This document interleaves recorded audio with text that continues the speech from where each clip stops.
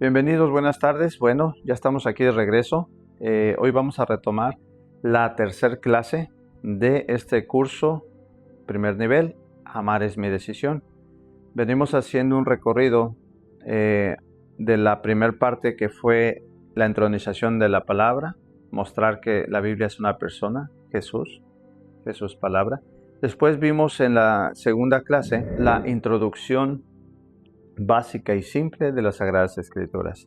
¿Sí? Algo muy sencillo, muy básico, pero con fundamento desde la Escritura y el Catecismo de la Iglesia, que ese fue el segundo tema de la semana pasada, lo cual le llamamos el primer pilar de la Iglesia. Esta semana toca y corresponde a la clase número 3, donde vamos a ver el Catecismo de la Iglesia Católica. ¿Quién lo hizo? ¿Para qué? ¿Cuándo? ¿Por qué? ¿Qué contiene? ¿Qué es? ¿Quién lo puede leer? ¿Quién no? Todo eso lo vamos a ver. Y lo más importante, en esta clase vamos a tratar de responder algunas de las preguntas que más frecuentemente nos han hecho personalmente, ¿sí? Entonces, todo este curso también va basado a las cuestiones, a las preguntas que las personas con las cuales nosotros tenemos contacto, ya sea en las clases de bautizo, en el trabajo, en la familia, en la pastoral, nos hacen. Entonces es para dar respuesta a la fe, ¿ok? Bueno, pues vamos a iniciar la clase número 3, el Catecismo de la Iglesia Católica. Bienvenidos. Bueno, listos. Vamos entonces a empezar la clase número 3 del curso Amar es mi decisión, primer nivel, que sería la clase del Catecismo de la Iglesia. Cuando yo les pregunto a las personas que si todos tienen catecismo, no aquí porque ya ahorita todos los tienen, pero si van a otra parte y preguntan, ¿tienes tu catecismo? La mayoría les va a mostrar este. ¿Sí? Este, pues es el que se daba cuando en nuestra época, ¿eh? Bueno, yo no sé quién lo ha leído, pero en este están todas las oraciones que nosotros ya a nuestra edad, jóvenes y más grandes, ya no sabemos, como signarse, Padre Nuestro, Ave María, el credo, los mandamientos de la iglesia, los sacramentos, los mandamientos de la iglesia y de Dios, etc. Todo eso está aquí. Entonces, solamente imagínense que una persona, que a veces nos peleamos porque a mi niño, eso me pasó a mí, ¿no? Que a mi niño lo quieren dejar un año en la catequesis. Y yo, ¿por qué un año? Qué bueno que fueran 10 años en la catequesis. Porque nosotros cuántos llevamos en el caminar y todavía nos falta mucho por aprender. Entonces, imagínense que solamente un cristiano se quede con esto de catequesis. Por eso hay muchas sectas. Por eso hay muchas personas que apostatan de su fe, porque no conocen la fe. Entonces, esto realmente no es todo lo que la iglesia enseña. Esto es solamente el inicio, para que la persona, el niño en ese caso, se empiece a preparar con lo más básico. Y después, hoy vamos a aprender a quién le corresponde la demás enseñanza de los hijos en la fe. Entonces, hoy vamos a hablar sobre el catecismo. Ahorita voy a explicar cómo se originó, quién lo hizo, etcétera. Pero voy a mostrar aquí algunos que ustedes ya los conocen. Este es uno de los más nuevos, entre comillas. El más nuevo, la edición nueva, es un azul, ¿ok? Hay otros que son un poco distintos, que es este también, este naranja, es más antiguo. Mi hermano José trae uno allá, también ese, es parecido a este. Y son los mismos, ¿ok? Ahora, hay otro que es esto que se llama compendio. Ese compendio lo que tiene es preguntas y respuestas. Así, es más sencillo, ¿no? Preguntas y respuestas. Esto es lo que contiene un compendio, es más pequeño. Este es uno hecho especialmente para los jóvenes. También buenísimo, como la Biblia que vimos la semana pasada, con dibujitos. Este también tiene. Entonces, este es especial para jóvenes. ¿Cómo te llamas? YouCat. YouCat. Sí. Okay. Y Ha habido varios catecismos a lo largo de la historia, pero yo quiero mostrarles este que se le llama el Catecismo Mayor de San Pío X, ¿ok? Este catecismo es uno de los que estaba y después lo sucedió del que hoy vamos a hablar. Pero solamente quiero leer algo muy sencillo antes de empezar todo el tema, para que podamos entender cómo ha evolucionado en ese aspecto la iglesia, pero no en su doctrina. La doctrina no la puede cambiar la iglesia, ¿okay? Pero sí ha evolucionado, cómo se ha adaptado entre comillas a los tiempos modernos. Después del Segundo Concilio Vaticano cambiaron muchas cosas, ¿sí? Después de 1955 para acá cambiaron muchas cosas, pero antes de eso, que este salió en 1905. Fíjense cómo era la directriz para que todo cristiano que quería comulgar lo hiciera. Fíjense, dice aquí: ¿cómo hay que presentarse en el acto de recibir la Sagrada Comunión? Viene la respuesta. En el acto de recibir la Sagrada Comunión hay que estar arrodillados, tener la cabeza medianamente levantada, los ojos modestos y vueltos a la Sagrada Hostia, la boca suficientemente abierta y la lengua un poco fuera sobre el labio. Fíjense cómo eran tan específicos para enseñar cómo era la forma de recibir a Cristo vivo, ¿okay?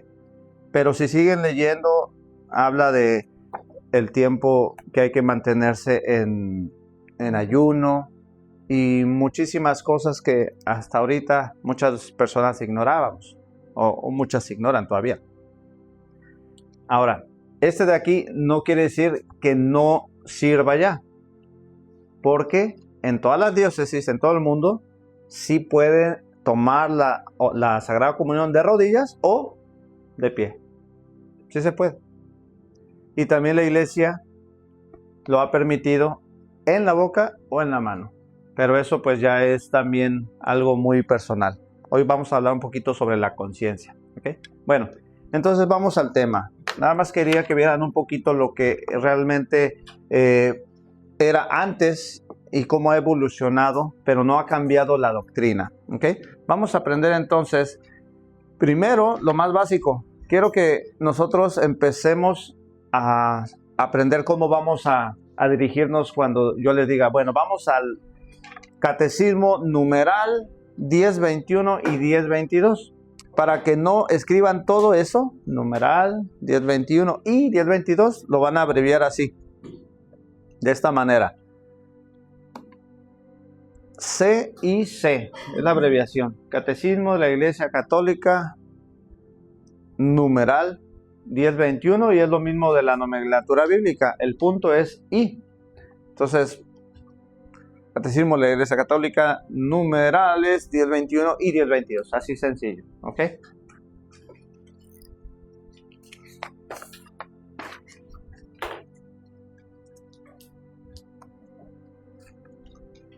El Catecismo de la Iglesia Católica proviene la palabra del griego que quiere decir abajo, y hay otra palabra compuesta, es echein, que quiere decir sonar. Esas son dos palabras. Literalmente es sonar abajo dentro de los oídos, o de otra manera dicha, es adoctrinar. O sea, esto, el catecismo, lo podemos entender literalmente como es la doctrina de Cristo que la iglesia nos da, ¿ok? Entonces, cuando ustedes quieran saber o les pregunten ¿qué es el catecismo? Sencillo, es la doctrina de Cristo que la iglesia nos ha dado, o la doctrina de la Iglesia Católica, porque al fin de cuentas la iglesia tiene una cabeza que es Cristo. Nosotros somos el cuerpo, ¿ok? Entonces, ya que tenemos esto definido, tenemos que saber que el catecismo fue dado ya en una presentación oficial el 7 de diciembre de 1992, ¿sí? Y fíjense, trabajaron 6 años para que se empezara a realizar este catecismo, este que tenemos aquí, 6 años. Después del Concilio Vaticano II, se empezó a hacer un trabajo de escucha de todos los obispos del mundo y también de los laicos, para poder saber cómo iban a empezar a organizarse. Entonces, de ahí salió este fruto que fue el catecismo. Pero lo interesante es que el que lo mandó a hacer fue el ahora llamado Papa Santo, San Juan Pablo II.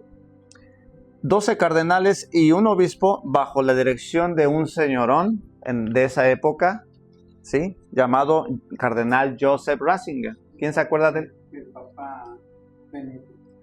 El Papa ya fallecido, Benedicto XVI. Ese Papa fue considerado uno de los más grandes teólogos desde los últimos 5 siglos que tuvimos en vida. Entonces, él estuvo a cargo con los demás cardenales y obispos para que tuviéramos esto, ¿ok? Ahora, ¿con qué propósito se hizo este catecismo? Tiene que haber un propósito, no solamente de que nos lo hayan dado. Todo esto no se preocupen, van a tener todos los apuntes, ¿ok? ¿Con qué propósito? Bueno, el número 1, como está ahí, para exponer los contenidos de la fe. Todo lo que nosotros o lo que la iglesia nos quiere enseñar está ahí. De un modo conforme a la verdad bíblica. Eso es lo primero más importante. No es de que la iglesia se le haya ocurrido, yo les voy a dar esto al pueblo para mantenerlos controlados. No, todo es conforme a la verdad bíblica, ¿sí? Número 2, ¿con qué propósito fue hecho? Bueno, fue el propósito para mostrar al pueblo la tradición genuina de la iglesia. Pero quiero que vean ahí, la tradición genuina de la iglesia no es la tradición que podemos tener como familia, como en cada cultura, etnia, países, sino la tradición genuina de la iglesia. ¿Cuál iglesia? La que Cristo fundó desde el primer siglo, año 33, sobre Pedro, ¿ok? ¿Y qué más en el tercer punto? En especial, este catecismo se hizo con el propósito de mostrar las enseñanzas del Concilio Vaticano II. Este documento que tengo aquí es lo que salió del Concilio Vaticano II. De aquí ustedes pueden extraer todo lo que tiene que ver con la doctrina, con lo que la iglesia enseña, con la que la iglesia cree. Pero también muchos referenciales de aquí están aquí. Entonces, como dijimos que de aquí se sustenta, ¿dónde? Aquí. Entonces, de ahí vamos ya entendiendo que no se hizo simplemente al azar. Ahora, ¿qué es lo que contiene este catecismo? Lo vamos a ver en 4 puntos, ¿sí? 1, 2, 3, 4. Se divide en 4 partes. No quiero que nunca se les olvide esta parte. Quiero que todos los que traen esas ediciones no las van a traer, pero esto sí. Estos atrás, cuando tengan tiempo, lo van a leer y ahí van a encontrar las 4 partes en que se divide su catecismo. Las 4 partes, ¿ok? Esa va a ser una parte de la tarea. Ahora, vamos a ver en cuántas partes se divide. La primera dice que sobre todo se trata de dar de un don verídico, es decir, un don que presenta la verdad revelada por Dios en Cristo y confiada por Él, o sea, por Cristo a su iglesia. Como dice aquí que es verídico, tiene un valor verídico, quiere decir que todo lo que está ahí no puede tener falsedad. Lo puedes creer de una manera confiada. Infalible, exactamente. El catecismo expone esta verdad a la luz del Concilio Vaticano II. La primera parte es la teología dogmática, la primera parte. Segunda parte, la teología litúrgica. La tercera parte, teología moral. Y la cuarta, la teología mística. Sé que son nombres muy raros, pero ya se los voy a poner aquí. Ahora, si solamente los dejo con esa parte de la teología mística, etcétera, tal vez tardemos más en comprenderlo, pero fíjense ahora la diferencia. La primera parte del catecismo es lo que ustedes y yo creemos. ¿Sí se ve ahí, no? Lo que creemos. ¿Qué es lo que creemos nosotros? ¿Qué les dije sobre la semana pasada del credo? ¿Qué quiere decir? lo que creo. Por eso la primera parte del catecismo explica todo el credo. Y no solo eso, todo lo que está en la primera parte del catecismo es lo que nosotros, por ser teología dogmática, tenemos que creer a fuerzas. Ahorita les voy a explicar cómo es eso, porque van a decir, ¿cómo que a fuerza? ¿Cómo vas a forzar? Van a ver la razón, ¿ok? La segunda parte es lo que celebramos. ¿Qué celebramos? Los sacramentos. Por eso se llama teología litúrgica, ¿ok? La tercera parte, lo que vivimos. ¿Qué es lo que vivimos nosotros? Los mandamientos. Y por eso en esa parte del catecismo se explica la teología moral, ¿sí? Y la última parte es la orada. Y tiene ahí como el Padre Nuestro, la oración sublime de Cristo que le dio el Padre para nosotros. Imagínense, ya después de ser esclavos, pasamos a ser hijos. ¿Qué fue la primera palabra que enseñó el Señor en el Padre Nuestro? Padre Nuestro. Padre. Entonces ya fue donde los discípulos le dijeron, enséñanos a orar como Juan enseña a sus discípulos. Y en vez del Señor darles un sermón, a ver, miren, pónganse de rodillas y ayunen 5 horas y ahora sí vamos a orar. Simplemente les presenta a papá. Por eso es profunda esa parte, por eso es la teología mística. La teología mística es algo más, a veces decimos que es una palabra muy alta, ¿no? Se oye como muy, muy grande. Pero el misticismo es cuando una persona llega a una amistad con Dios profunda.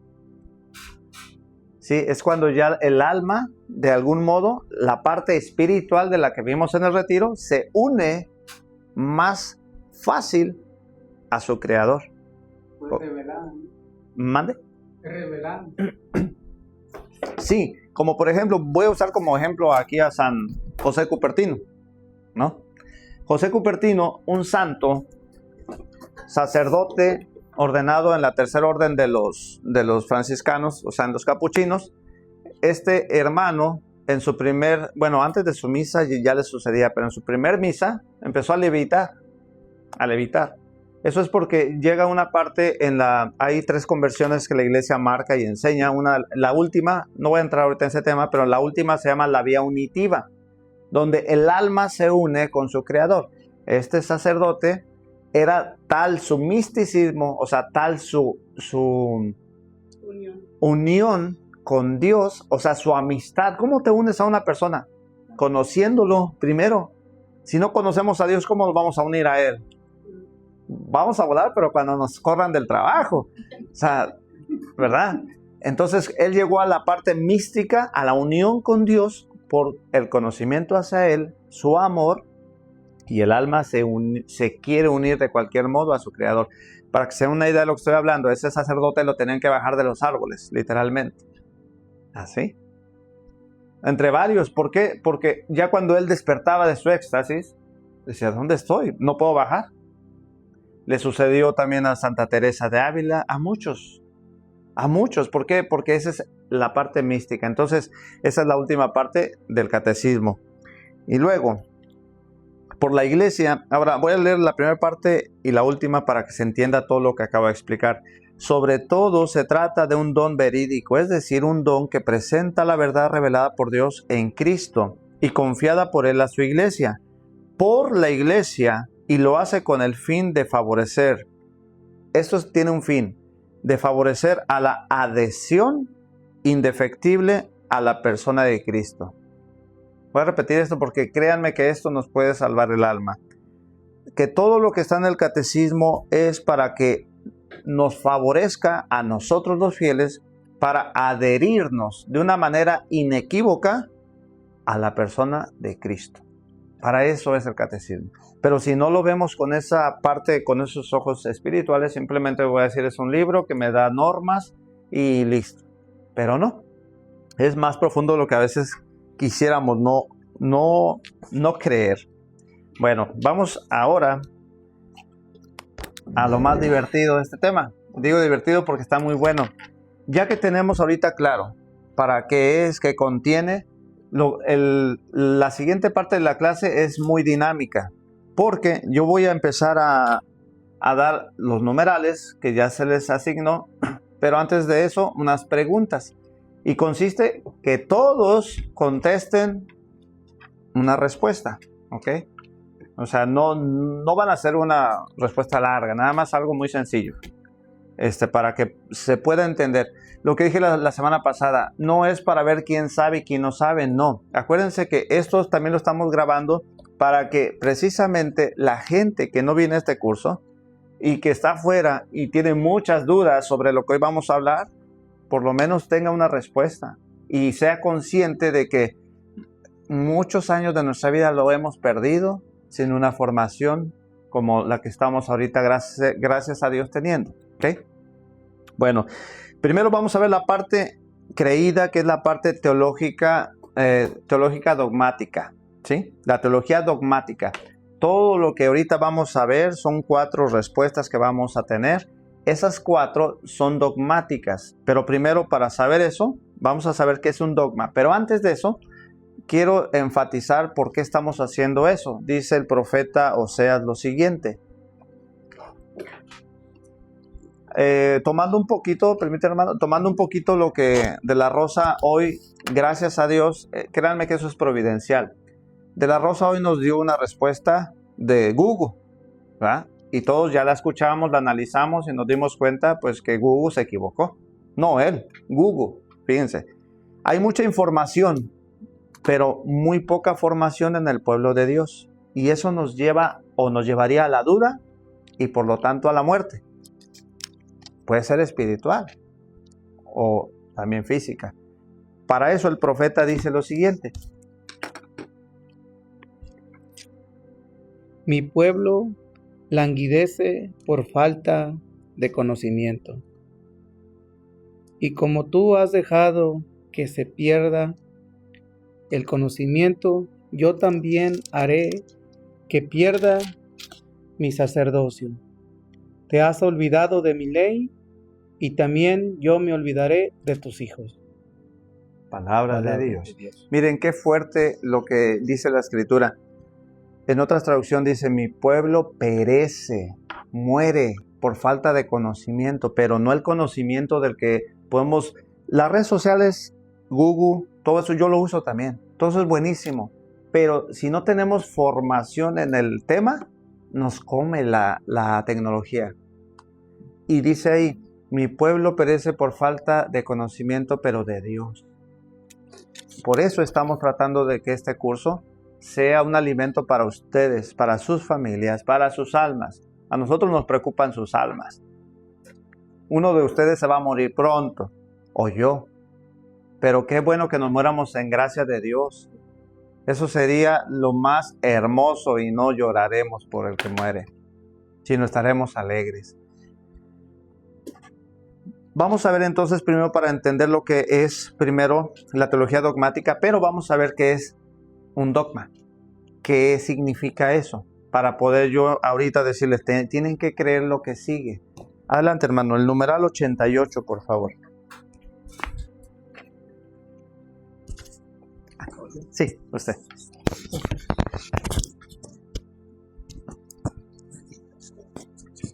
Numeral 88.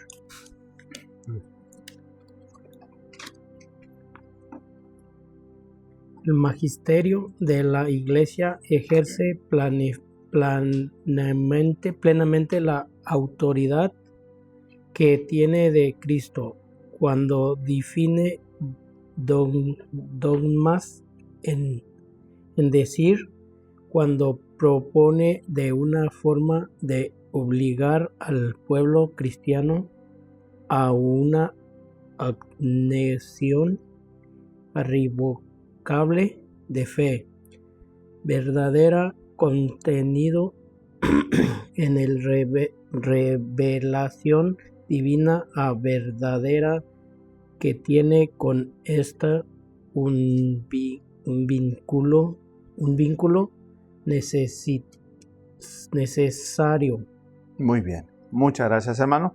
Entonces, el magisterio, que es el encargado de custodiar el depósito de la fe, o sea, esto, la escritura, la tradición, dice que ejerce plenamente la autoridad que tiene de Cristo. Recordemos, desde la clase pasada explicamos, Cristo le dio a la iglesia una autoridad cuando define dogmas. Un dogma, para que lo entendamos, una palabra muy sencilla, es una verdad de fe. Eso es un dogma, una verdad de fe. Y después dice, es decir, cuando propone de una forma que obliga al pueblo cristiano a una adhesión irrevocable de fe. Verdades contenidas en la revelación divina, o sea, la escritura, o verdades que tienen con estas un vínculo necesario. Voy a dar un ejemplo sencillo. ¿Se acuerdan la clase pasada que leímos el numeral 123? Lo leyó mi hermano Irving y había una palabra que decía marcionismo, ¿te acuerdas? Que ese marcionismo era una doctrina que se originó en el siglo II. Si la iglesia no hubiera dicho eso no es así, imagínense el problemón que hubieran pasado hasta este año 2025. Entonces ese es un dogma. Entonces ese es un ejemplo de lo que es un dogma y por qué la iglesia lo hace para nuestro bien. No nos obliga a creerlo para que nos vaya mal, es para nuestro bien, para la adhesión nuestra a la iglesia y a Cristo. Obviamente. Entonces, ya que tenemos esta parte de lo que es un dogma, vienen las preguntas, ¿ok? Acuérdense, son 4 y las preguntas son de la parte dogmática. O sea, si no lo crees, estás fuera de la iglesia, ¿ok? Ahí va la primera. ¿Qué opinan ustedes? ¿Existe el diablo, sí o no? Sí. Quiero ver, hay unos que pueden tener duda. Puede decir, tal vez, pues no. ¿Alguien tiene duda de aquí? Pero tienen que ser sinceros, ¿eh? No se preocupen. ¿Todos creen sí o no? Sí. Ok, la pregunta segunda es sobre esa. ¿Y quién hizo al diablo?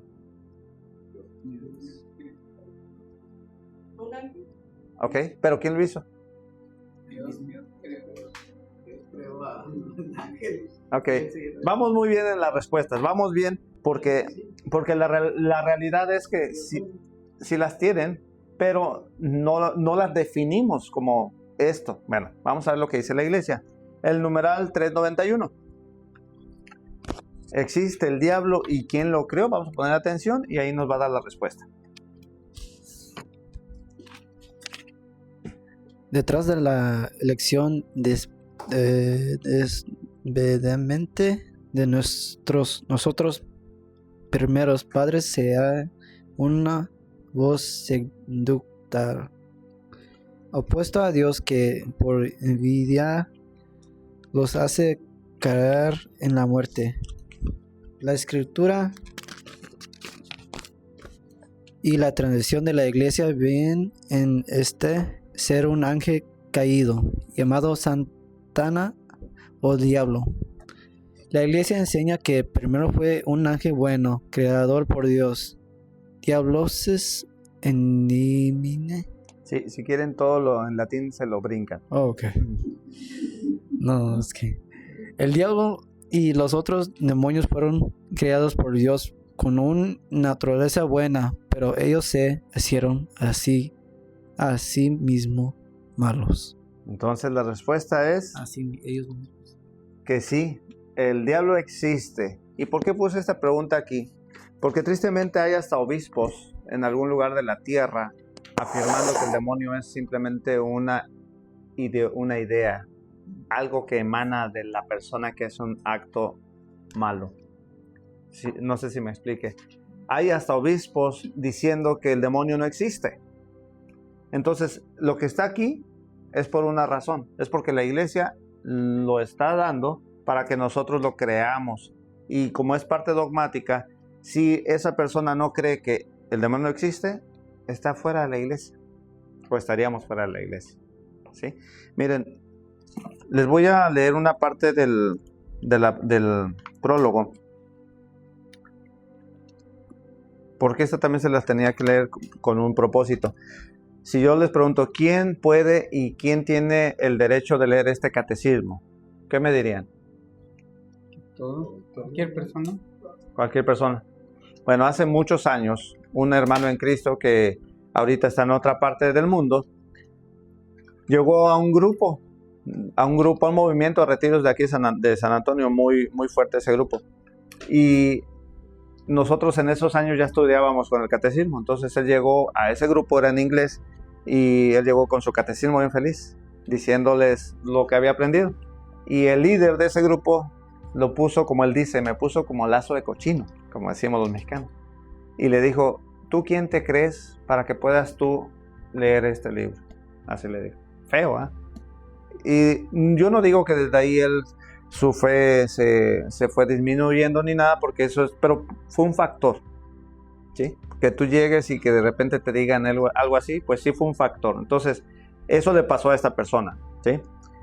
Y resulta que fíjense lo que dice el mismo catecismo. Estas palabras son de San Juan Pablo II. Dice, pido por tanto a los pastores de la iglesia y a los fieles, ahí entramos nosotros, que reciban este catecismo con un espíritu de comunión y lo utilicen constantemente cuando realizan su misión de anunciar la fe y llamar a la vida evangélica. Este catecismo les es dado para que les sirva de texto de referencia seguro y auténtico para la enseñanza de la doctrina católica y muy particularmente para la composición de los catecismos locales. ¿Usted tenía el catecismo rojo? Bueno, ese catecismo rojo que tiene mi hermano se llama Catecismo de los Estados Unidos. Este catecismo se compone, o más bien el rojo se compone de aquí. Por eso dice, este es para hacer los catecismos locales, porque obviamente hay en otros países, pero todo referente a su cultura también y leyes del país, ¿ok? Pero entonces esa es la respuesta del rojo, ¿ok? Se ofrece también a todos aquellos fieles que deseen conocer mejor las riquezas inagotables de la salvación. Quiere proporcionar un punto de apoyo a los esfuerzos ecuménicos animados por el santo deseo de unidad de todos los cristianos, mostrando con exactitud el contenido y la coherencia armoniosa de la fe católica. El Catecismo de la Iglesia Católica es finalmente ofrecido a todo hombre que nos pida razón de la esperanza que hay en nosotros y que quiera conocer lo que cree la Iglesia Católica. O sea que este catecismo es hasta para protestantes, ateos, todo aquel que tenga una duda sobre tu fe católica, puedes presentárselo. Todo aquel grupo de apostolado en la iglesia que no esté enseñando con el catecismo, hay un problema. Porque entonces yo estaré enseñando mi idea, mi ideología, lo que yo pienso, lo que a mí me nace, pero no lo que la iglesia enseña. Tengan cuidado con eso, porque muchas veces en los grupos parroquiales eso sucede. Entonces es una realidad, no estoy diciendo mentiras, simplemente es una realidad que tenemos nosotros que también abrir los ojos. ¿Por qué? Porque si no lo hacemos, como dijo el profeta Oseas, mi pueblo perece por falta de conocimiento. Sí, hermano. ¿Qué es la diferencia de una enseñanza de la iglesia y una enseñanza que una persona enseña? Como tú dijiste. Sí, no hay diferencia. A lo que me refiero es de que cuando tú, en algún momento de tu vida, el Señor te llame para una predicación, arma y haz tu predicación de acuerdo a lo que la iglesia enseña. Todo lo que yo les estoy enseñando es lo que la iglesia enseña. Me baso en el catecismo, primeramente en la escritura y luego en el catecismo, ¿sí? Biblia y catecismo. Entonces eso es lo que la iglesia enseña. Y así es como debemos nosotros de aportar la enseñanza. Claro que también hay vivencias personales. Si se dan cuenta, yo también hablo de experiencias personales, pero nada que contradiga la doctrina de la iglesia, ¿sí? O los dogmas. ¿Mande? O los dogmas. Exactamente, o los dogmas, así es. Bueno, entonces el diablo existe, sí, ¿y quién lo creó? Dios. Y cualquier persona que diga lo contrario, sea quien sea, tú con mucha tranquilidad muéstrale lo que dice el catecismo. Ahora, ¿cuántos dioses hay en la Santísima Trinidad? 3 personas. Ok. Bueno, y nadie más me contestó.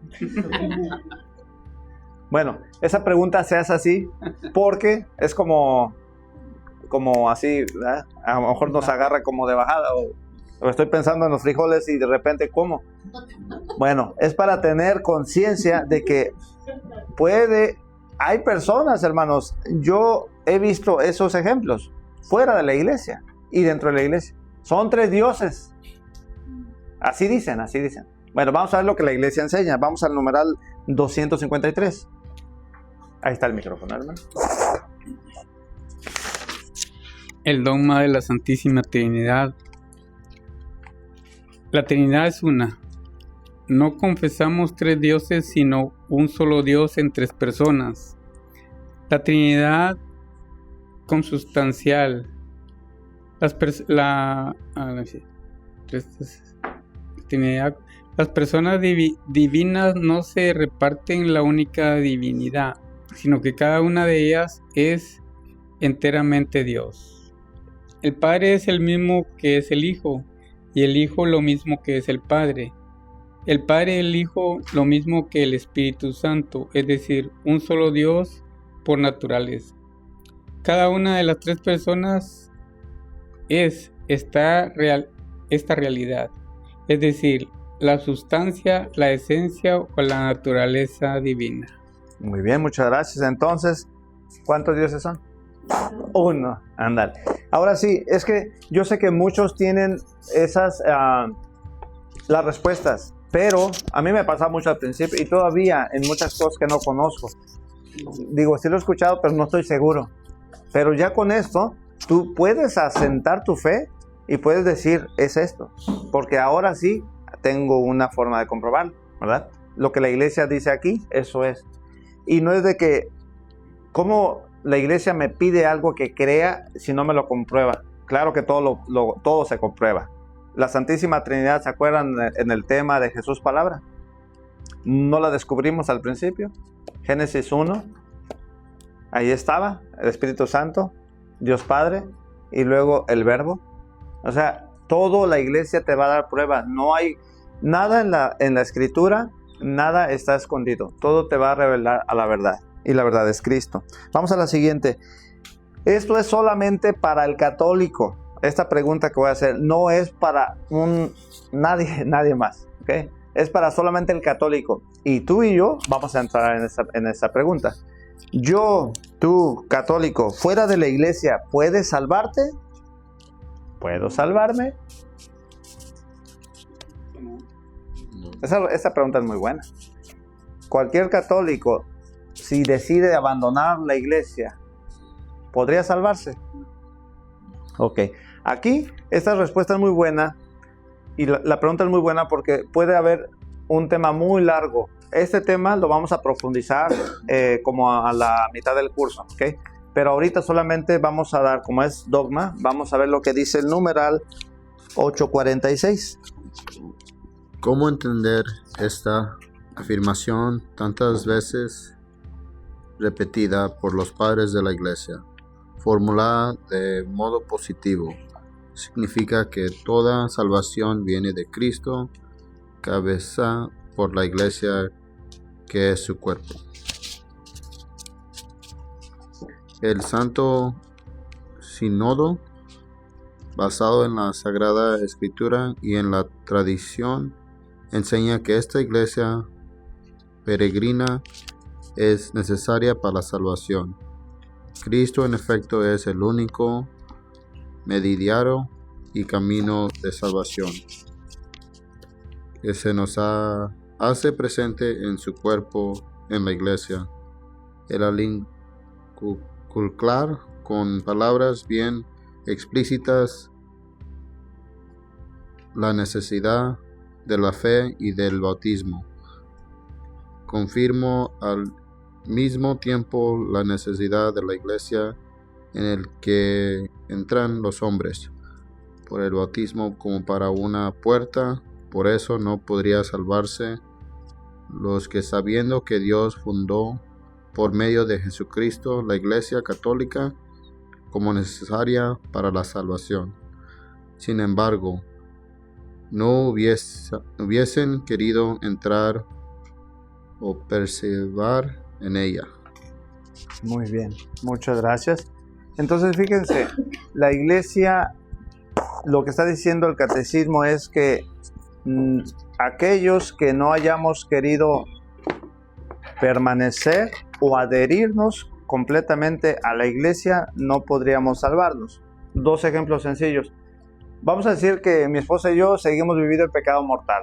Seguimos viviendo en pecado mortal, o sea, sin casarnos por la iglesia. Pero ya conocemos esta verdad. Y así decidimos. ¿Ok? Entonces, eso es no querer adherirme plenamente a la iglesia. Ahora, ya estamos casados por la iglesia. Pero vamos a decir que tenemos un berrinche por cualquier cosa en la iglesia porque José me vio feo y me insultó, ¿no? Es un ejemplo. Y también Jordi y su papá, y ya todos empiezan a hablar de nosotros. Y no aguanto eso. ¿Sabes qué? Ya me voy a rezar con los testigos de Jehová. Es lo que dice ahí. Si no perseveraste en ella, no podrás salvarte. Todo esto, les digo, lo vamos a desarrollar en las siguientes clases. Pero esto es dogma. Entonces, nadie, cuando ya conocemos plenamente la doctrina y estamos adheridos plenamente a la iglesia, si decidimos dejarla, entonces estamos fritos. ¿Ok?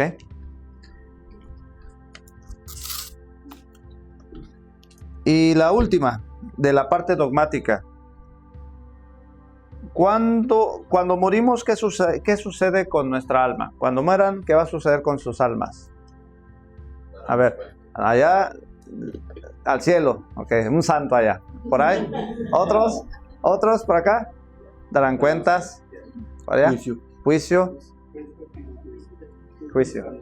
Ok, pues ganó el juicio, ¿ah? Te vas a ir solo tú, santito. No, esa está muy buena. Miren, no, claro, y eso no lo dudo.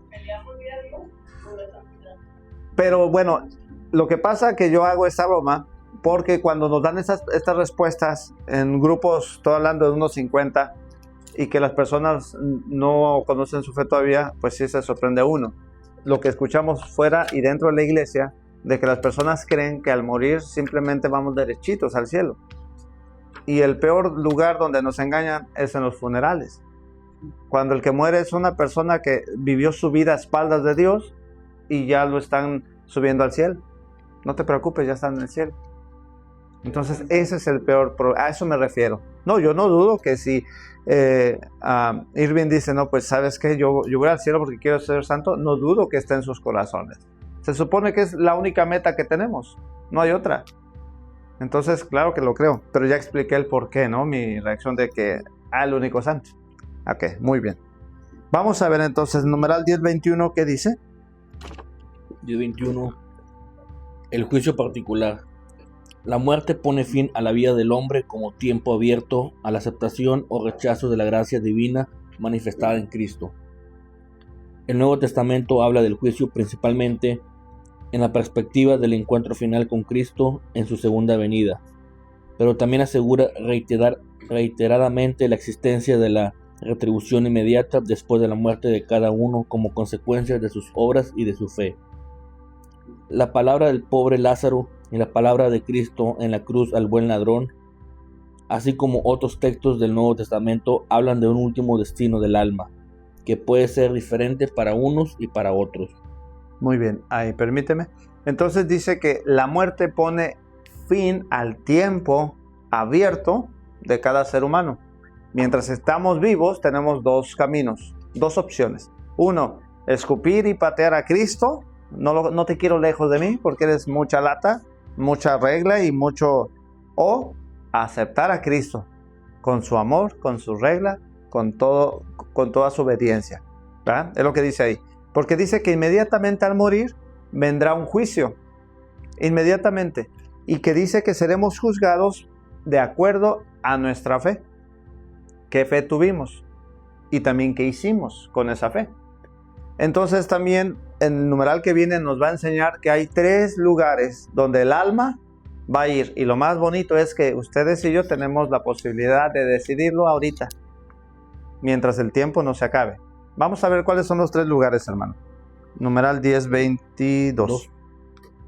Cada hombre, después de morir, recibe en su alma inmortal su retribución eterna en un juicio particular que refiere su vida a Cristo. Bien a través de una purificación, bien para entrar inmediatamente en la bienaventuranza del cielo, bien para condenarse inmediatamente para siempre. Y a la tarde te examinarán en el amor. Muy bien. Si ves esa parte, hay un número referencial y si te vas hasta abajo, esas palabras las dijo San Juan de la Cruz. Dice que al final de nuestra vida vamos a ser examinados en el amor. ¿Cuánto amamos? ¿Sí? Pero en el amor ágape, el amor sublime, el más alto, que es el de Dios, el amor ágape. Dios, ¿qué hizo por nosotros? Casi nada, ¿no? Dio a su único hijo y cómo murió por nosotros. Entonces ahí es donde nosotros vamos a ser juzgados en el amor. ¿Qué tanto amamos? Primeramente a Dios, que es el primer mandamiento. Y luego a los que nos dio, que están a nuestro alrededor, nuestra familia, nuestros hijos, padres, etc. Entonces, en síntesis, nuestra alma al morir vamos a un juicio y dice en el numeral 10:22, el primer lugar será una purificación, que es el purgatorio. Segundo lugar, derechito al cielo. Y el tercer lugar que nadie quiere ir, el infierno. Es dogma. Entonces hay 3 lugares posibles donde podemos nosotros ahorita en vida decidir. Eso es lo más bonito, que cuando lleguemos allá, oye, pues no te dije, ¿no estabas en el curso? Sí, pero no le creí. Bueno, yo ya hice mi trabajo. Muy bien, es para que no se duerman. Bueno, vamos a la segunda parte, lo que celebramos, la teología litúrgica. A ver, voy a dar 3 opciones para esta pregunta. ¿Quién inventó los sacramentos? 3 opciones. ¿Un santo, un papa o la Virgen María? Papa. ¿Por allá? Corre el tiempo. Se tardan mucho. ¿La Virgen María? Un santo. Muy bien. ¿Y los demás? Papa. ¿La Virgen? Ok. Fíjense, esta respuesta está bellísima. Y qué bueno que más bien todos, ¿verdad? Todos dijeron Papa, Santo y Virgen. Okay. Es una respuesta como trampa mía, porque nada más les di 3 opciones, pero alguien no hubiera podido decir ni una de esas. ¿Ok? Vamos a ver lo que la iglesia dice de quién inventó los sacramentos, porque muchas personas fuera de la iglesia dicen que nosotros los inventamos. Y todos ustedes como católicos están afirmando que sí fue una persona aquí. Pero vamos a ver lo que la iglesia enseña, ¿no? El 11:14. José, ¿sí te di numerales? Sí. Ah, ok. Ah, no, entonces vas acá. Pásale el micrófono, amor, por favor.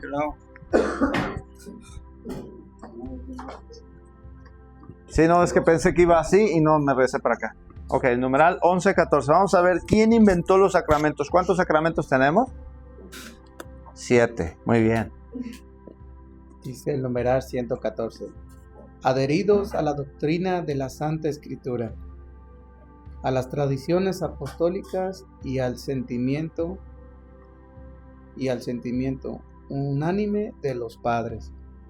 Profesamos que los sacramentos de la nueva ley fueron todos los institutos por nuestro Señor Jesucristo. Ahí está la respuesta. Ni un santo, ni la Virgen, ni un papa. Mis 3 preguntas o opciones fue así, porque sé que a lo mejor tenían dudas, pero ahora ya tenemos un fundamento. El que inventa, porque esa fue la palabra, porque los instituyó, porque no existían, los 7 sacramentos fue Cristo, para el bien de nosotros. ¿Okay? Entonces no es de que una persona ajena a la iglesia, a la cabeza que es Cristo, se vino y se las inventó y lo sacó de la manga. No, fue el mismo Cristo, y esa es la belleza que tenemos nosotros. Ahora, viene otra pregunta de la parte de la teología litúrgica, lo que celebramos. ¿Cuál es la obligación de los padrinos? ¿Cuál es la obligación de los padrinos? ¿Dar bolo o qué? No sé, díganme. ¿Ayudarlos a hacer la fe por allá? Guiarlos a conocer la fe. Diga, para escuchar. La fiesta. La fiesta. Sí, allá. Yo diría lo mismo para continuar. ¿La fiesta? Fe. No, la fe. Ah. La fe, no, la fiesta no, la fe. Bueno, allá. Ayudarnos a pasar esa fiesta. Llevarlos a misa. Ok. Miren, muchos de aquí son de México, ¿verdad? O sea, muchos fuimos creados en México. No sé si en Puerto Rico pase esto, pero miren, en México, la mayoría de las familias mexicanas dicen, van en este orden más o menos. Agarran a los padrinos al que tenga más dinero para la fiesta, para el bolo y para el domingo para el domingo, ¿verdad? Cada domingo ve con tu padrino que te dé tu domingo, pero ni siquiera lo llevan a misa, nomás quieren el domingo. Bueno, otra idea. La mayoría de las familias mexicanas allá decimos, bueno, voy a agarrar a este padrino porque si yo me muero, él va a ser tu segundo papá. ¿Han escuchado eso? Sí. Y él te va a cuidar.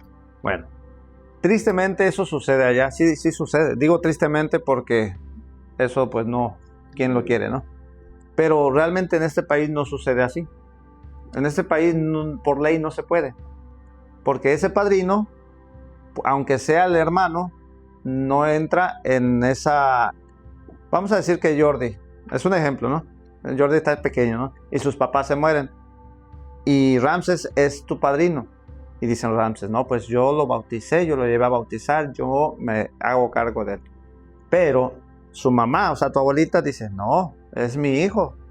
Y te mete abogado, Ramses, y te gana. ¿Sí? Porque aquí en Estados Unidos, por ley, se supone que en México también, pero tristemente nuestro México está muy mal en eso. Por ley, primero van los padres del papá. Y si ni un padre quiere, ni papá, ni mamá, los hermanos. Y si no, los tíos. Hasta el final el padrino. Pero faltan todos los de la mamá. ¿Sí me voy a explicar? Sí. Entonces, esa es la ley de esta forma. Entonces, doy este ejemplo porque cuando damos las clases para bautizo, hay mucha gente de nuestro país, de México, y muchos piensan que eso es así también aquí, y no es así. Vamos a ver, según la iglesia, lo que es el deber de los padrinos, numeral 1255, por favor. Para que la gracia bautismal pueda desarrollarse, es importante la ayuda de los padres. Voy a interrumpirte. Ujú. Dice que primero la gracia bautismal tiene que... Perdón. Puede desarrollarse. Tiene que desarrollarse, o sea, no es magia, para empezar. El bautizo no es magia. Es una gracia divina dada por Dios, pero tiene que desarrollarse. Y dice que necesita, ¿qué, hermana? Ayuda de los padres. Ah, qué casualidad que estoy hablando de cuál es la tarea de los padrinos, pero primero pone ¿a quién? A los padres. Quiere decir que la primera tarea de llevar a esos hijos al cielo es de los padres, no de los padrinos. La iglesia lo dice así. Hermanos, nadie va a querer más a tus hijos que tú. Nadie, ni tu padrino ni la madrina. No es de que no sean buenas personas los padrinos, sino que ellos no conviven con ellos todo el tiempo. Ujú. Por eso la iglesia dice, bueno, para que esa gracia empiece a desarrollarse necesita la ayuda de los padres. Ujú. Así que papás, hagamos nuestra chamba. Luego, Ese es también el papel del padrino o de la madrina. ahora sí, ya mete a los compadres, vénganse para acá. Pero primero, los padres. Ujú. Entonces, que no, esto es para explicar que nosotros como padres tenemos la tarea y el deber de nosotros educar a nuestros hijos en la fe, primero. Ujú. No los catequistas, ellos están aquí. ¿Cuánto creen que les pagan a los catequistas para que sus hijos vayan al catecismo? No les dan ni $1. ¿Por qué lo hacemos? Por amor a Cristo. Ujú. Pero ¿qué pasa si yo le enseño al niño, tienes que ir a misa, y el papá borracho y la mamá chismosa dice, no, pues yo no los voy a llevar? ¿Qué hace el catequista? Es ejemplo, no me vean así, son ejemplos. Pero esa es una realidad que estamos viviendo. Ujú. ¿Y por qué pasa? ¿Porque la gente es malvada y tiene al demonio adentro? No, eso es porque dijo San Agustín, nadie puede amar lo que no conoce. Mientras no conozcamos a Dios, a Cristo de cerca, nuestra vida va a seguir sin Él, a espaldas, ¿no? Bueno, ¿sigue, hermana? Que deben ser creyentes sólidos. Primero, dice que los padrinos tienen que ser creyentes sólidos. ¿Y qué tal si los padrinos ni siquiera van a misa? Entonces ya desde ahí les decimos en las clases, cambia de padrino. Y muchos se me quedan viendo así. No, digo, cambia de Eso es padrino. cierto. Porque si no lo haces tú, entonces quien va a pagar los platos rotos va a ser tu pequeño. Entonces debe ser creyentes sólidos, no a medias. Luego, capaces y prestos a ayudar al nuevo bautizado, niño o adulto, en su camino de la vida cristiana. en su camino de la vida cristiana, ojo. ¿Por qué creen que ahí no va a marcar ni va a decir, tienes que escoger uno para el bautizo, otro para la comunión, otro para la confirmación, otro para cuando se case? No, porque desde el principio el padrino en su vida cristiana aplica todos esos sacramentos. El que bautiza, ese debe de llevarlo a la comunión, porque se supone que lo está guiando. Ese debe de llevarlo a la confirmación. Y muchas veces todavía se usa de que se van a casar mi padrino, mi madrina de bautizo. Esa es la vida cristiana, el acompañamiento. Eso no sabía. ¿Y luego? Y así la iglesia lo menciona. Es como aquí lo estamos leyendo. Exactamente, sí. ¿Por qué? Porque si es un padre, esta parte que la iglesia enseña no se la inventó. Eso viene de la escritura. San Pablo engendró a Timoteo en la cárcel, lo dice. Cuando lean más la escritura, van a encontrar esos pasajes, ¿sí? Timoteo le dice padre a San Pablo porque fue su papá de fe, ¿sí? Esos son los padrinos. O sea, no tenemos que llevarte a bautizar para yo ser tu padrino. Soy el que te guía. Por eso en Alcohólicos Anónimos tienen padrinos, porque son aquellos que los están guiando. ¿Okay? ¿Y luego, hermana? Su tarea es una verdadera función eclesial. Entonces la tarea de los padrinos es una verdadera función eclesial, que quiere decir como si fuera, suena exagerado, pero yo no lo escribí. Si dice eclesial, es que dentro de la iglesia primero debe haber paz, debe de haber respeto, debe de haber amor. Dentro de la iglesia encuentras el Santísimo Sacramento, un sacerdote, o sea, una vida eclesial en todos los sentidos. Y si como padrinos no podemos dar eso, prepárate a que tu hijo va a tener lo contrario. ¿Luego? Toda la comunidad eclesial participa de la responsabilidad de desarrollar y guardar la gracia recibida en el bautismo. Y aquí nadie se escapa, porque todos, dice San Pablo en la primera de los Corintios, capítulo 12, brinqué, dice que somos el cuerpo místico de Dios, el cuerpo místico de Cristo. Cristo es la cabeza. Entonces dice, toda la comunidad eclesial somos responsables, o sea que lo que nosotros hagamos frente a esos niños, también vamos a dar cuentas a Dios por eso, porque fuiste un buen ejemplo, pero yo fui un mal ejemplo. Entonces cuidado, porque también ahí entramos toda la comunidad. Por eso es importante.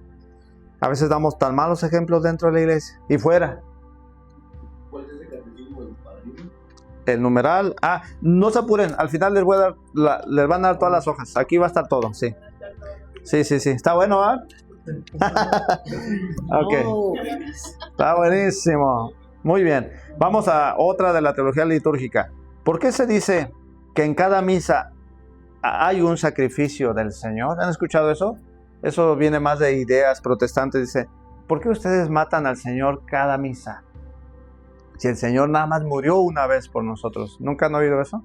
Bueno, qué bueno, pero sí, hay mucho sobre eso. Vamos a ver. Vamos a ver primero a los Hebreos 9:28. ¿Qué dice Hebreos 9:28? ¿Por qué se dice que en cada misa es un sacrificio del Señor? 9:28. Sí. Así también Cristo se ofreció una vez para quitar los pecados de todos y aparecerá por segunda vez, ya no en relación con el pecado, sino para salvar a los que lo esperan. Palabra de Dios. Muy bien, te alabamos, Señor, muchas gracias. La Escritura afirma que un solo sacrificio es el que el Señor hizo. No hay otro ni habrá otro, ¿sí? En eso estoy de acuerdo. Cuando nos dicen si el Señor murió una vez, sí, ahí lo dice. Pero vamos a ver qué es lo que sucede en cada misa. Numeral 1367, por favor. Pásenle. ¿Quién lo tiene usted? Adelante. 1367. El sacrificio de Cristo y el sacrificio de la Eucaristía son, pues, un único sacrificio. Es una Es una idéntica a la víctima que se ofrece ahora por el ministerio de los sacerdotes, la que se ofreció a sí misma entonces sobre la cruz. Solo difiere la manera de ofrecer. En este divino sacrificio que se realiza en la misa, este mismo Cristo que se ofreció a sí mismo una vez de la manera cruenta sobre el altar de la cruz, es contenido y inmolado de manera no cruenta. Muy bien, muchas gracias. Lo voy a explicar muy sencillo. Hermanos, cuando ustedes vayan a misa, cada que vayan a misa, no se les olvide esto. En cada momento desde que entran, empieza a vivirse lo que sucedió hace 2000 años. Cuando el Señor entra en la cruz, en la procesión, es cuando el Señor va caminando en el Calvario, ¿sí? Hasta llegar a donde fue crucificado. Todo eso está sucediendo. Cada misa es un nuevo sacrificio. ¿En qué sentido? En una manera no cruenta, o sea, sin sangre. En otras palabras, para entendernos mejor, en cada misa el Señor se vuelve a dar en la cruz por nosotros, pero ya no hay derramamiento de sangre, ¿sí? No sé si me voy a explicar. Cada misa es regresar al Calvario, regresar en ese momento que el Señor fue clavado. Cuando el sacerdote quiebra la hostia, es cuando el Señor se quiebra en la cruz por nosotros. Y más adelante vamos a tener una tarea donde esto que estoy diciendo lo van a ver. Hay una mística que que la Virgen María le permitió ver lo que pasa en la misa. Y todo esto que les estoy diciendo se van a acordar en ese momento. Así que sí, en cada misa es un nuevo sacrificio, pero sin sangre, ¿sí? Por eso cada misa vivida, hermanos, no sé cómo a veces la podemos vivir sin realmente saber lo que está pasando ahí. Es triste.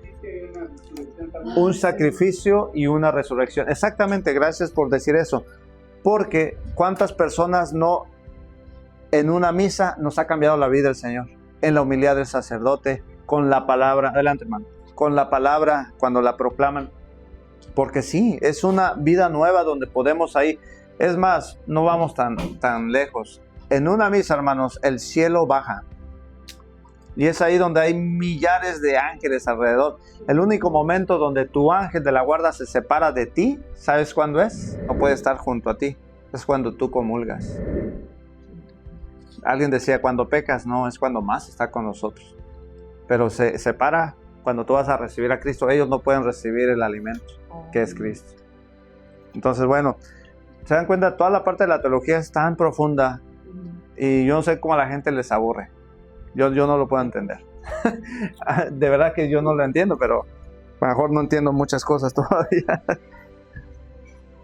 ¿Por qué? Vamos a la siguiente y última de esta parte. El domingo y días de fiesta en la divina liturgia o precepto, ¿son obligatorios acudir a misa, sí o no? A ver, otra vez. El domingo y días de precepto, ¿son obligatorios ir a misa, sí o no? Ok, vamos a ver qué dice la iglesia. Numeral 1389, por favor.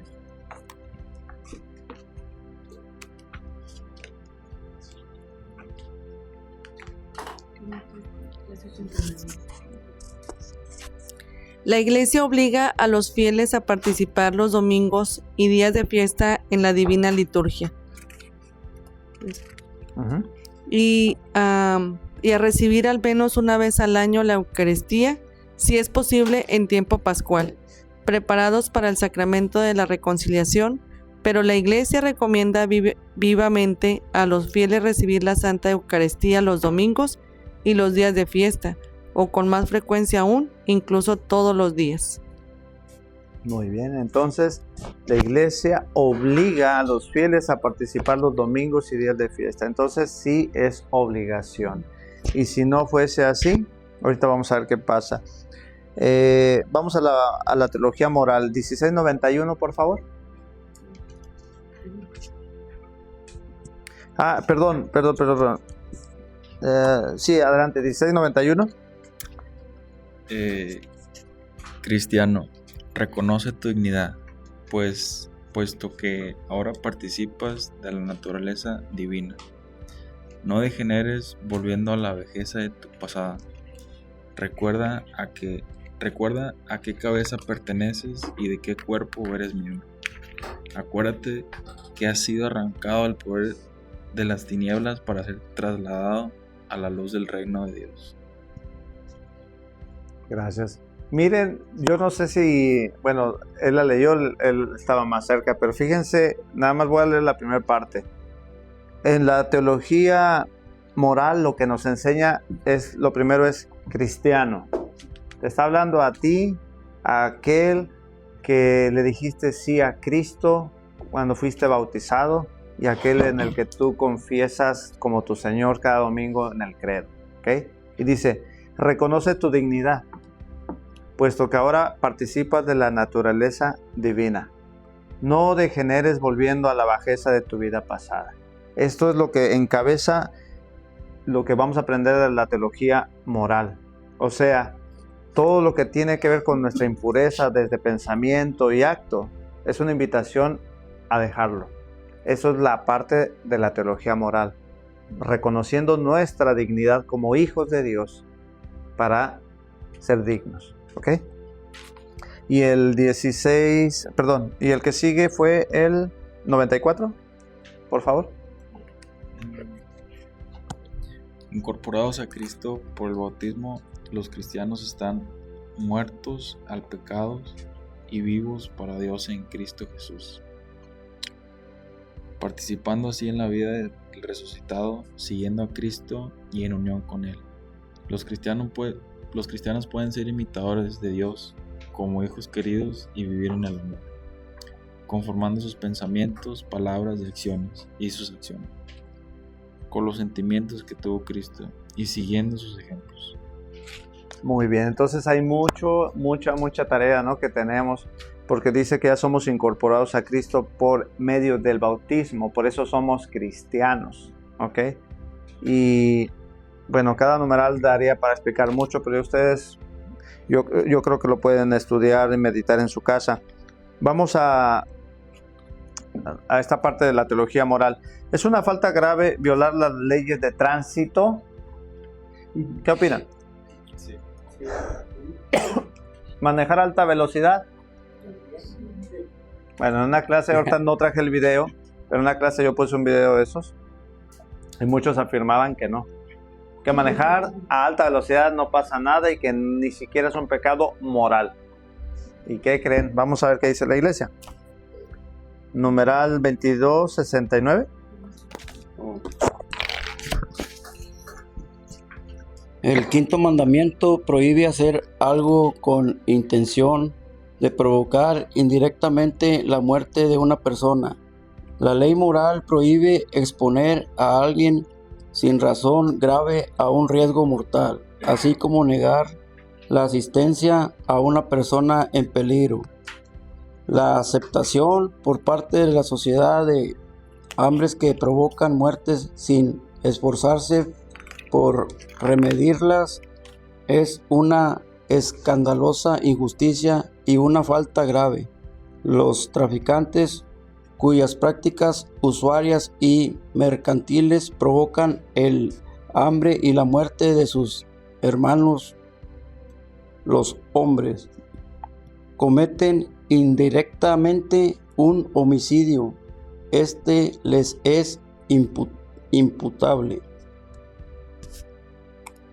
Es el 2269. Muy bien.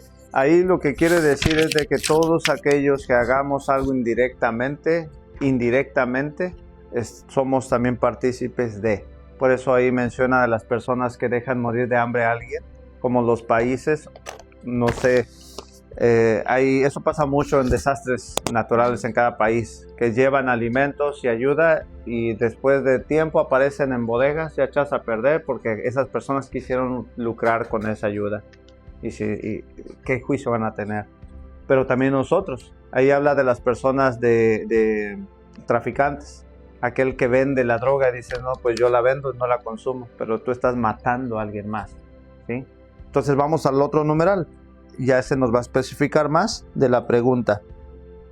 Es el 2290. La virtud de la templanza conduce a evitar toda clase de exceso, el abuso de la comida, del alcohol, del tabaco y de las medicinas.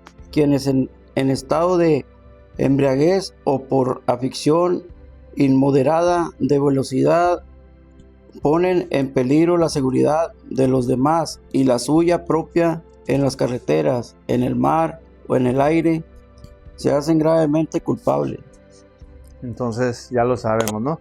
Simplemente por yo manejar a alta velocidad yo estoy poniendo en riesgo a alguien. Y si sucede algo, tengo una falta grave. Entonces, ¿se imaginan? Todo esto es la parte moral. Hay mucho que ustedes pueden ir aquí estudiando y viendo. ¿Nos pueden obligar a actuar contra nuestra conciencia? ¿Qué piensan ustedes?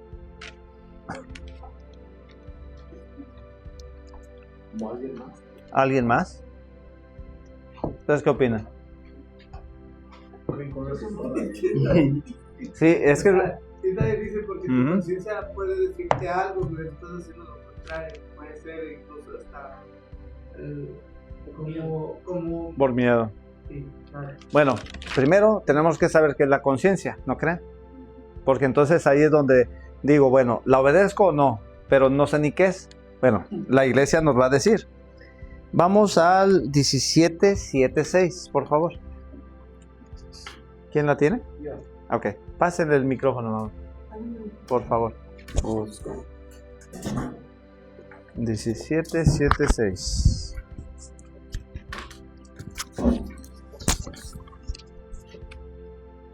En lo más profundo de su cocina, el hombre descubre una ley que él no se da a sí mismo, sino a lo que debe obedecer y cuya voz resuena.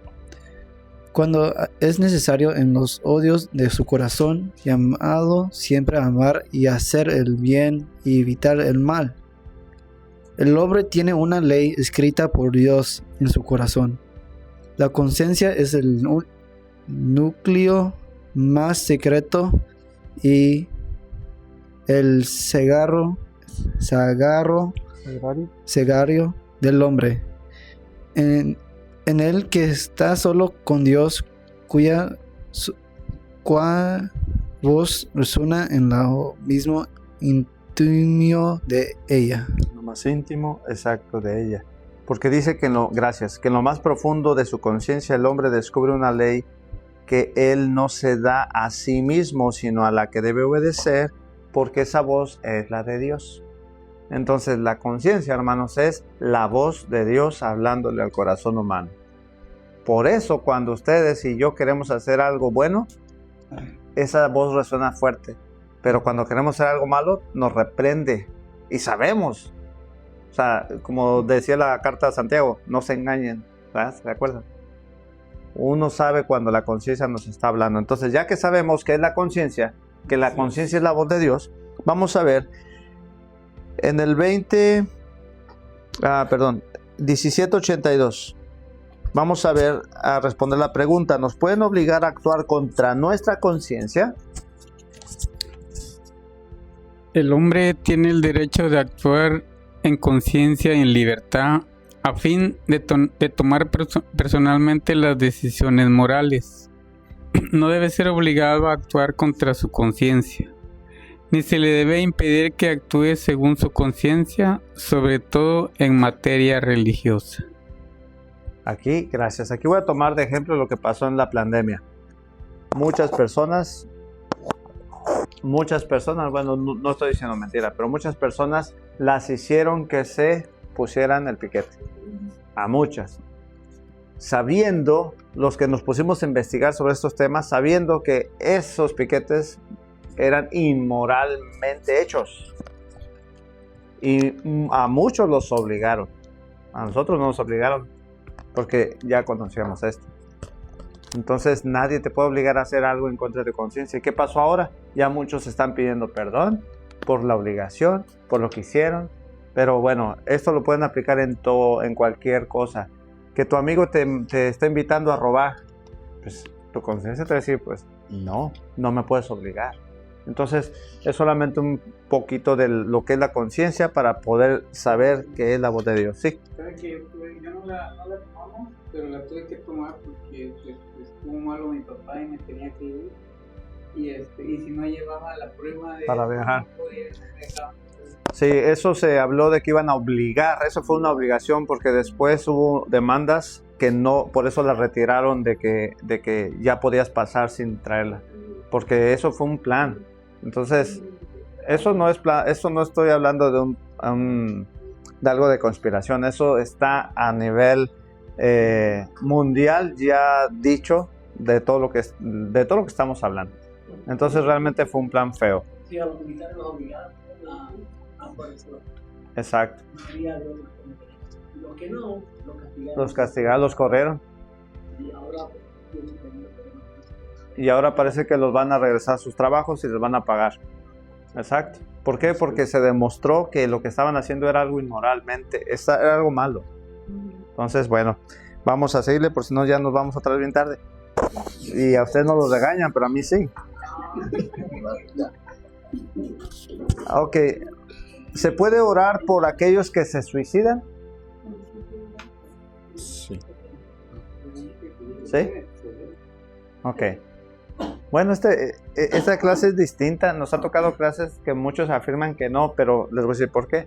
Porque muchos son de México, del sur, y algunas personas dicen que en lugares de Guadalajara, cuando alguien se suicida, no los permiten ni que entren a la iglesia. Sí.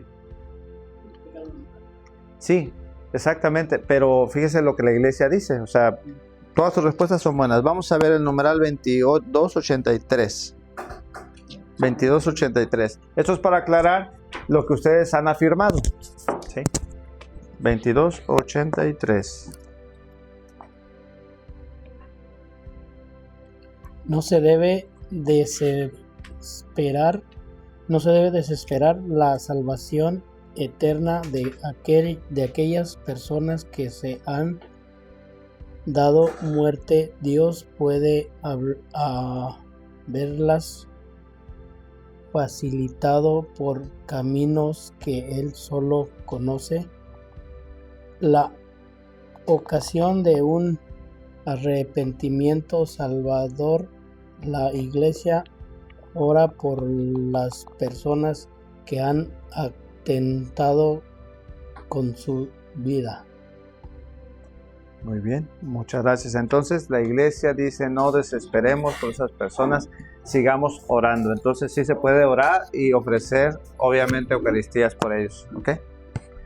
Ahora, ¿cuáles son los mandamientos de Dios? ¿Cuántos son? 10, ok. Pero, ¿sabían que la iglesia también tiene otros mandamientos? 5, exactamente. Vamos a ver el numeral 2041, por favor. 2041, ¿a quién? Sí. 2041. El culto de las imágenes sagradas. 2041. No, perdón. Estoy en la 21. ¿A poco no se lo di a nadie? No, sí, soy yo. Soy yo ok. que falló. Ok. No te preocupes. 2041. Bueno, yo lo leo y tú vas a leer el 2042. Okay. Ahí va. Los mandamientos de la iglesia se sitúan en la línea de una vida moral, referida a la vida litúrgica y que se alimenta de ella. El carácter obligatorio de estas leyes, o sea que esas 5 son también obligatorias, son positivas promulgadas por la autoridad eclesiástica. Tiene por fin garantizar a los fieles el mínimo indispensable en el espíritu de oración y en el esfuerzo moral, en el crecimiento del amor de Dios y del prójimo. Otra vez vuelve a marcar en el crecimiento del amor. El otro numeral que decíamos, en el amor seremos juzgados, ¿se acuerdan? Todo esto lo vamos a ir enfocando en ese amor. Al final se van a dar cuenta. Por eso el curso se llama Amar es mi decisión. Sin el amor no podemos hacer nada, porque el amor es Cristo, ¿no? Es Dios mismo. Y dice los mandamientos más generales de la Santa Madre Iglesia son 5. Solamente vamos a leer aquí 2, que son, ya ustedes pueden leer los demás en su casa, pero vamos a ver el primero, 20:42. El primer mandamiento: oír misa entera los domingos y fiestas precepto. Exige a los fieles participar en la celebración eucarística en la que se reúne la comunidad cristiana, el día en que comerán la resurrección del Señor, y en aquellas principales fiestas litúrgicas que comerán los misterios del Señor, la Virgen María y los santos. Muy bien. Ahí siguen leyendo los otros mandamientos, ¿sí? Que es confesarse, comulgar en Pascua, pero ahorita voy a explicar algo muy importante. Dice que el primer mandamiento de la iglesia es oír misa entera los domingos. Entera. ¿Qué quiere decir? Ya con esto nosotros ya podemos entender y realmente analizar y evitarle al ministro extraordinario de la Eucaristía o a algún servidor o hasta al propio sacerdote decirle: Padre, llegué tarde, ¿me vale la misa? Y el padre te va a decir: sí te vale porque llegaste tarde. No se crean. Tiene que ser entera la misa.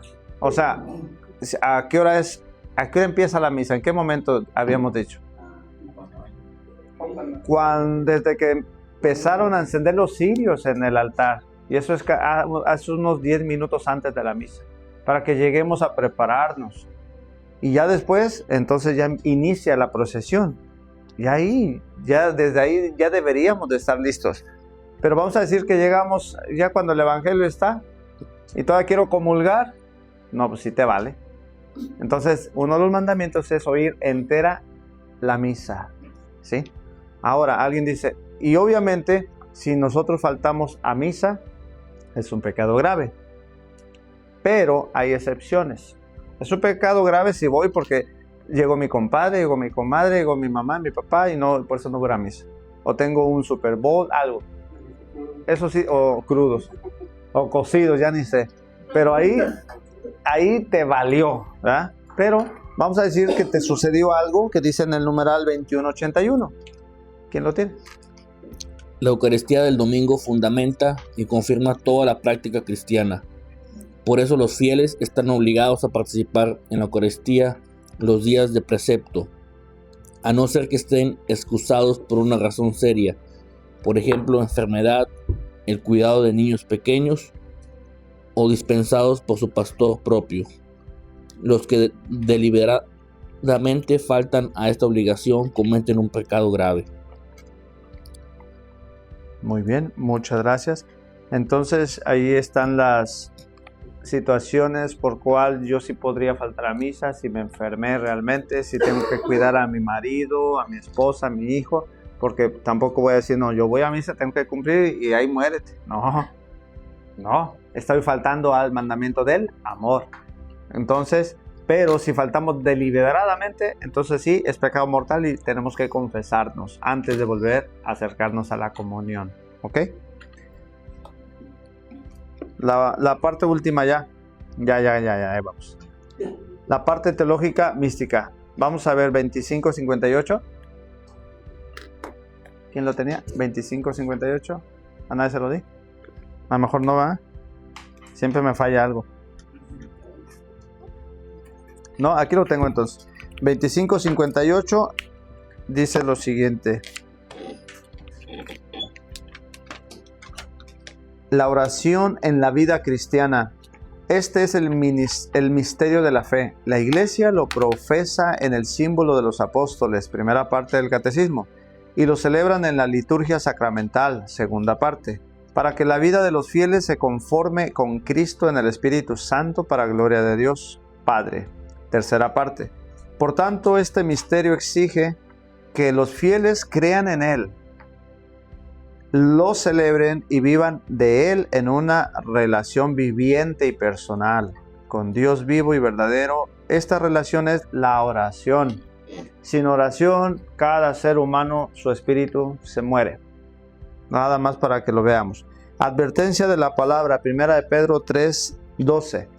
Es una advertencia en el contexto de esta última parte de la teología mística. ¿Ok? La oración. Tú la tienes, ¿verdad? El micrófono. Aviéntenselo, pues. Ahora, fíjense, ¿han escuchado o les han pedido a alguien de ustedes oración? ¿Sí? Ore por... y ore y así, ok. Ora por mí. ¿Nunca se han preguntado realmente qué peso es que tú ores por alguien? ¿Nunca te has preguntado eso? Bueno, fíjense, si a alguien de ustedes les piden oraciones y ustedes dicen, ay, después, eso es algo grave, ¿sí?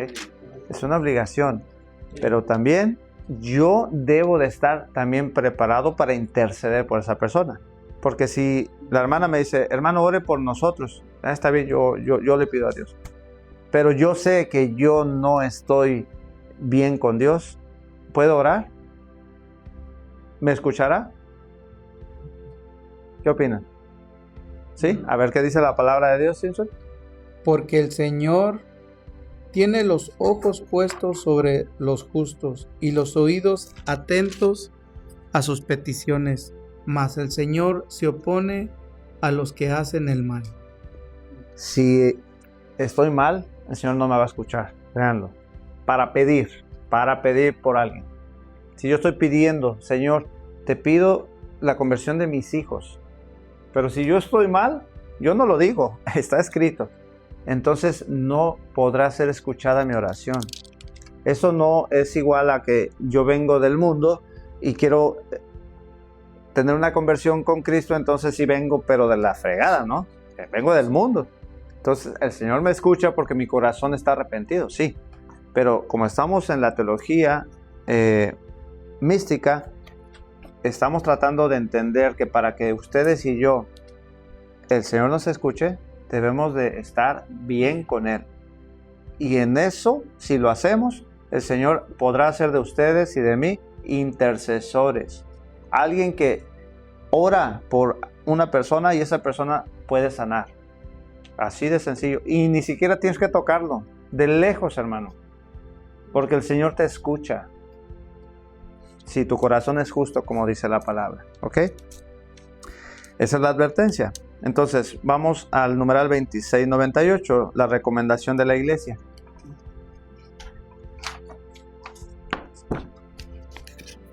La tradición de la Iglesia propone a los fieles unos ritmos de oración destinados a alimentar a la oración continua.